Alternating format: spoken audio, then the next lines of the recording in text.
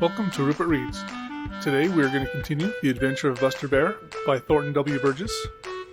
Chapter 14, A Surprising Thing Happens. Blackie the Crow and Sammy Jay, looking down from the top of the tall tree, held their breath. Happy Jack the Gray Squirrel and his cousin Chatterer the Red Squirrel, looking down from another tree, held their breath. Unc' Billy Possum, sticking his head out from a hollow tree, held his breath. Bobby Coon, looking through a hole in a hollow stump in which he was hiding, held his breath. Reddy Fox, lying flat down behind a heap of bush, held his breath. Peter Rabbit, sitting bolt upright under a thick hemlock branch with his eyes and ears wide open, held his breath. And all the other little people, who happened to be where they could see, did the same thing. You see, it was the most exciting moment ever was in the Green Forest. Farmer Brown's boy had just stepped out from behind one side of a little hemlock tree, and Buster Bear had just stepped out from behind the opposite side of the little hemlock tree, and neither had known that the other was anywhere near. For a whole minute they stood there, face to face, gazing into each other's eyes, while everybody watched and waited. It seemed as if the whole Green Forest was holding its breath. Then something happened. Yes, sir, something happened. Farmer Brown's boy opened his mouth and yelled.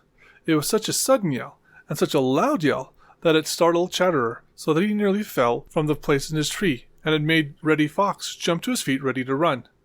And that yell was a yell of fright. There was no doubt about it. For with a yell, Farmer Brown's boy turned and ran for home, as no one had ever seen him run before. He ran just as Peter Rabbit runs when he has got to reach the old dear briar patch before Reddy Fox can catch him, which, is as fast as he can run.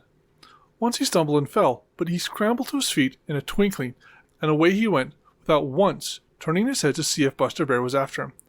There wasn't any doubt that he was afraid, very much afraid. Everybody leaned forward to watch him. "What did I tell you? Didn't I say you was afraid of Buster Bear?" cried Little Joe Otter, dancing about with excitement. "You were right, Little Joe. I'm sorry I doubted you. See him go, ha, ca, ca, ca," shrieked Blackie the Crow. For a moment or two, everybody forgot about Buster Bear. Then there was a great crash which made everybody turn to look the other way. What do you think they saw? Why, Buster Bear was running away too, and he was running twice as fast as Farmer Brown's boy. He bumped into trees and crashed through bushes and jumped over logs, and in almost no time at all, he was out of sight. Altogether, it was the most surprising thing that the little people of the Green Forest had ever seen. Sammy Jay looked at Blackie the Crow, and Blackie looked at Chatterer, and Chatterer looked at Happy Jack, and Happy Jack looked at Peter Rabbit, and Peter looked at Unc' Bill Possum, and Unc' Bill Possum looked at Billy Coon, and Bobby looked at Johnny Chuck, and Johnny looked at Reddy Fox, and Reddy looked at Jimmy Skunk, and Jimmy looked at Billy Mink, and Billy looked at Little Joe Otter. And for a minute, no one could say a word. Then Little Joe gave a funny little gasp. Why, he said, "I believe Buster Bear is afraid too." Unc' Billy Possum chucked. "I believe you are right again, Brer Otter," said he. "It certainly does look so. If Brother Bear is scared, he must have remembered something important and has gone to attend to it in a powerful hurry." Then everybody began to laugh.